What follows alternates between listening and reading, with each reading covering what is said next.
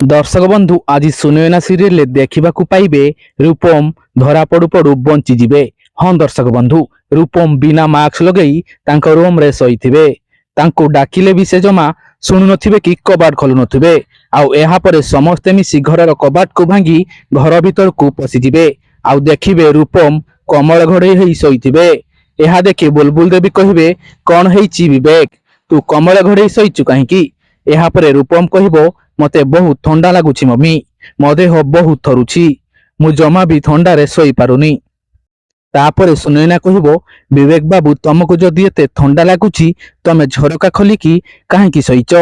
तापरे बुलबुल देवी कहिबे, से जासूजी करिबा बंद कर, चुपचाप जाई झरका बंद कर, जेते पारुछु मो पुओ ठारू दूरेकी रह।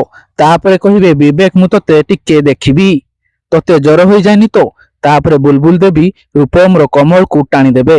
आउ देखिबे रूपम मंकी कैप लगे शोइथिबे। तो आपण को कौन लगुची? आज कौन सब सतर पर्दाफाश हो कि? कमेंट करी निश्चय जणांतु।